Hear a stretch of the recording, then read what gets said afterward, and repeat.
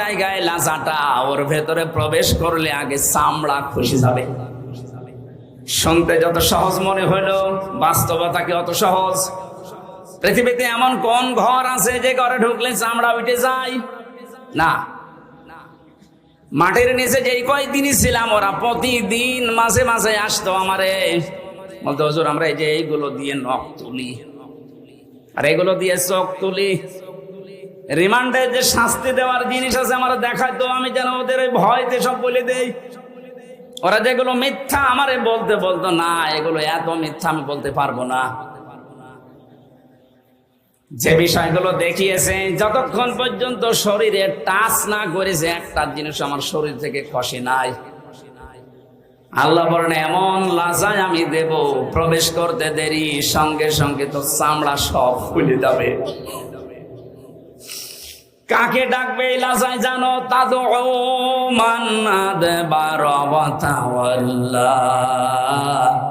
যে মানুষগুলো এই পৃথিবীর ময়দানে সত্যের দিকে আহ্বান করার পরও অ্যাবাউট টান করে পেছন ফিরে মুখ ফিরিয়ে চলে গেছে, এ বাংলাদেশে এই চরিত্রের মানুষ বেশি।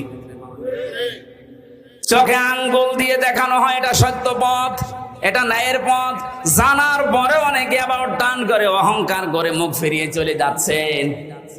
এটা যে কত বড় অপরাধ।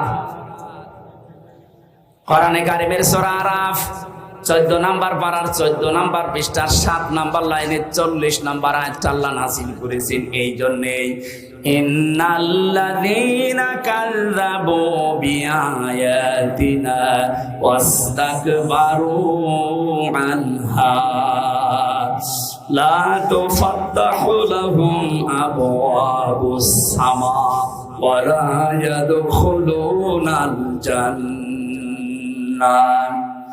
নরসিংদীবাসী একটু খেয়াল করেন, নিশ্চয় যারা আল্লাহর আয়াতকে মিথ্যা প্রতিপন্ন করে, মিথ্যা মনে করে। আপনারা বলতে পারেন কয় আল্লাহর আয়াত তো মিথ্যা মনে করি না, মিথ্যা প্রতিপন্ন করি না। শোনার পর আপনি ঘাড় ঘুরিয়ে চলে যান কোন কারণে? এইটাই তো মিথ্যা প্রতিপন্ন করা। আস্তাকবারু আনহা, আল্লাহর আয়াত শোনার পরে অহংকার করে মুখ ফিরিয়ে চলে যাওয়ার সময় আবার টিটকারি মারতে মারতে যায়। এদেশে নেই? এই কথা বলে না কেন? আছে। আপনি এখন চার দোকানে যান, দেখেন কি গীবত হচ্ছে ওখানে। আল্লাহ পাক বলেন আস্তাকবারু আনহা, শুধু চলে গেলে তো হয় না, অহংকার করে যাওয়ার সময় মুখ ফিরিয়ে চলে যাচ্ছে। ওয়ালা ইয়াদখুলুনাল জান্নাহ, এই মানুষগুলোর জন্য আমি আল্লাহ জান্নাত বরাদ্দ করি নাই। ইয়াদখুলুনা মুজারে বর্তমান ভবিষ্যৎ, প্রেজেন্ট ফিউচার। এদের জন্য এখন এরা মারা গেলে জান্নাতে যাচ্ছে না, ভবিষ্যতেও যাবে না। আকাশের কোনো দরজা এদের জন্য খোলা নেই। আবওয়াব, বাবের বহুবচন আবওয়াব, একটা দরজাও খোলা থাকবে না, সব বন্ধ আপনার জন্য। কতদিন পর্যন্ত আপনি জান্নাতে যেতে পারবেন না? আল্লাহ একটা উদাহরণ সেট করেছেন, হাত্তা ইয়ালিজাল জামালু ফি সাম্মিল খিয়াত। যতদিন পর্যন্ত উটের সূচের ছিদ্র দিয়ে উট প্রবেশ করে যেতে না পারে, ততদিন আপনি জান্নাতে যেতে পারবেন না। এই উদাহরণটা আল্লাহ সেট করলেন কেন? কারণ বাস্তবে আমরা যেটা দিয়ে বুঝি ভালো, ওই উদাহরণ আল্লাহ ওই বিষয়ের আগে সেট করে দেয়। আমরা এটা বুঝলাম কোনদিন সূচের ওই ছিদ্র দিয়ে উট প্রবেশ করা সম্ভব? আরো জোরে বলেন। আল্লাহর কোরআন শোনার পরে যারা অহংকার করে মুখ ফিরিয়ে চলে যাচ্ছেন, জান্নাতে যাওয়া আপনার জন্য এইরকম অসম্ভব।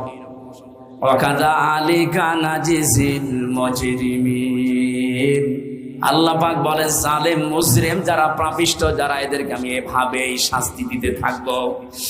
লাহুম মিন জাহান্নামা মিহাদু ওয়া মিন ফাওকিহিম গাওয়াশ ওয়া কাযালিকা নাজজিস যালিমিন। এই মানুষগুলোকে যখন কবরে রাখা হবে, সঙ্গে সঙ্গে আমি আল্লাহ জাহান্নামের চাদর ওর গায়ে পরিয়ে দেব, বিছানা বিছিয়ে দেব জাহান্নামের আগুনের বিছানা।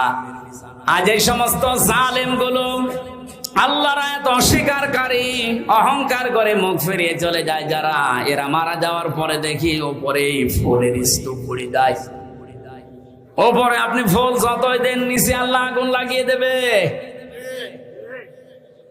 এই জন্য আমাদের সাবধান, আমরা যেন এই দুইটা আচরণ না করি। কোরআন শোনার পরে আবার টান করে চলে যাওয়া, অহংকার করা। 3 নম্বরে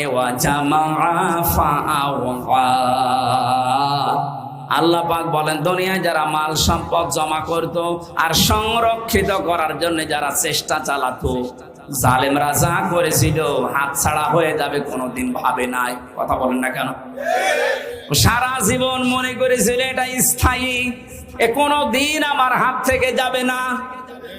দুনিয়ার জীবনটা এরকম, আপনি কোনো কিছু স্থায়ী ভাবে রাখতে পারবেন না। আর পৃথিবীর নিয়মটা আল্লাহ এমন ভাবে বানিয়েছেন, কোন জিনিস যদি এক জায়গায় রাখেন দেখবেন নষ্ট হয়ে যাচ্ছে। লোহা যদি এক জায়গায় রাখেন, ব্যবহার না করেন, ঠিক থাকবে না জং ধরবে? এই কথা বলেন না কেন? আপনি পৃথিবীর সব জিনিস মিলাবেন, পানি যদি আপনি এক জায়গায় বেঁধে রাখেন, ঠিক থাকবে না নষ্ট হয়ে যাবে? পচন ধরবে, দুর্গন্ধ তৈরি হবে, পোকামাকড় তৈরি হবে।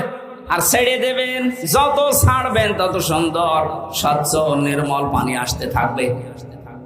এলেম যদি কেউ এক জায়গায় রাখে, ওইটাও নষ্ট হয়ে যায়। জানা এলেম মানুষ ভুলে যায়। যত প্রচার করবেন, যত ওর উপরে কাজ করবেন, তত এলেম আল্লাহ আপনাকে বাড়িয়ে দেবে। টাকা পয়সা যদি কেউ এক জায়গায় রাখে, ওইটাও নষ্ট হয়, শত্রু পয়দা হয়। যত ছাড়বেন ওই জায়গা আল্লাহ পূরণ করার জন্য উপর থেকে পাঠাতেই থাকবে, এইটাই নিয়ম। ক্ষমতাও তো আল্লাহ ওইভাবে দিয়েছিলেন। আর আপনি ওইটাকে পেয়ে ইহসাবু আন্না মালাহু আখলাদা, মনে করেছিলেন এই ক্ষমতা মনে হয় চিরস্থায়ী, আর কোনোদিন ছাড়া লাগবে না। পৃথিবীর কোনো কিছুই তো এক জায়গায় থাকে না, রাখলেও নষ্ট হয়ে যায়। ক্ষমতাও এক জায়গায় রেখেছিলেন, এমন ভাবে নষ্ট হয়েছে এখন নামও করতে পারছেন না। কিন্তু যদি মাঝে মাঝে পাল্টাতো তাহলে এত গরম হতো না। যারা সম্পদ যারা জমা করছেন, এর হক আদায় করছেন না। আজকের তেলাওয়াত কিন্তু আয়াতে ওই 3টা পয়েন্টের উপরে আল্লাহ আলোচনা করছেন। আপনাদের কষ্ট হয়ে যাচ্ছে?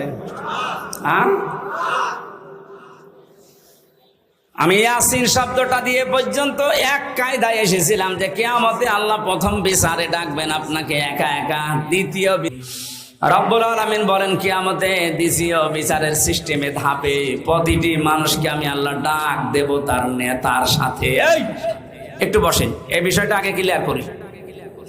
কিয়ামতের প্রথম বিচারে আল্লাহ ডাকছেন আপনাকে একা ধাপে ধাপে। দ্বিতীয় ধাপে আপনাকে আর একা ডাকবে না, এবার ডাকবে আপনার নেতার সাথে। কার সাথে বলেন বলেন? আগে নেতা, এরপরে কর্মী। এই তথ্যটা সূরা বনী ইসরাইলের 72 নম্বর আয়াতের প্রথম অংশে আছে। প্রথমে আপনাকে আল্লাহ ডাকবে না, এবার ডাক দেবে আপনার নেতাকে, এরপরে আপনাকে। অবিবেকবান মানুষেরা নিজের কাছে এবার প্রশ্ন করেন তো, আপনি যারা আদর্শ মেনে চলেন, যাকে নেতা বলে মানেন, ওকে যদি আল্লাহ কিয়ামতে আগে ডাকে এরপরে আপনাকে, আপনার কি মনে হয় যে আল্লাহ ওর সিরত ওর চরিত্র ওইটা দেখে আপনাকে মাফ করে দেবে? হ্যাঁ, এখনই বলছেন না, আপনি তো ধরা খাবেন।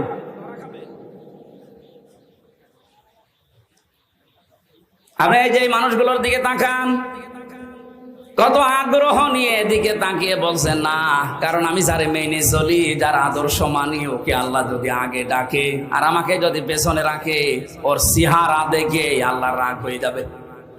কথা বলে না কেন?